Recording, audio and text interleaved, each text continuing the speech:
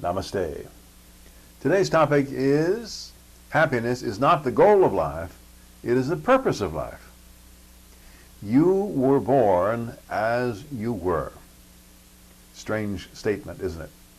And what does that have to do with the goal and the purpose of life? To say you were born as you were means that you were just perfect in that newborn state. I do not mean that you had all your fingers and toes, the number that you were supposed to have, though they are important too. You were perfectly human.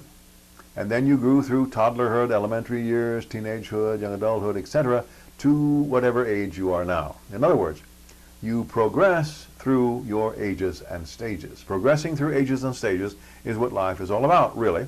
You are moving on toward enlightenment. I believe you will reach enlightenment in this life or one of your lives to come. It is inevitable. So the goal of your life is to accomplish enlightenment. Enlightenment, in my view, means you have realized your full self in relationship to the full self.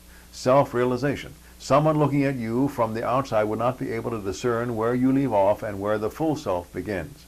A goal is an end toward which effort is directed.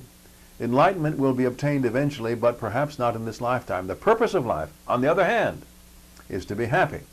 A purpose is an end to be obtained. Happiness can be found in this lifetime for sure. Do you get the subtle yet real difference? Finding your happiness through meditation and attachment to the full self is what you are about in this lifetime. Ever keeping the simmering pot of enlightenment on the back burner. Every time you make real linkage to the full self, thereby developing and reinforcing your happiness, you move one step closer to enlightenment. But enlightenment is the goal. It may be a distant goal for you, as it is for me. By distant goal, I mean I know I will take lifetimes, plural, for me to reach enlightenment. This is not to put myself down. It is to be realistic about my present state. Yes, I was born perfectly human, just as you were. But when I try to look objectively at my present state of spiritual affairs, I see that I am miles away from the goal of enlightenment. But that's okay with me, because I have the purpose of being happy in this life, in this lifetime, on my way to the goal. And being happy in this lifetime moves me down the path toward enlightenment. Why ought you to care? Because it is the same for you. You were born perfectly human with the goal of enlightenment and with the opportunity to be happy in this lifetime. By practicing the meditative arts, you can be happy here and now. You are moving toward that final blessed state called enlightenment, where there is no desire and no suffering. In the meantime, you can begin to understand that state through happiness, wherein you can leave suffering behind even in this lifetime. Liken this to physical health. You work out to increase your physical health, and that is your goal. It may take some time to attain that goal. Your purpose is working out is taking the steps toward physical health. Each workout adds to the previous, and strength and stamina increase.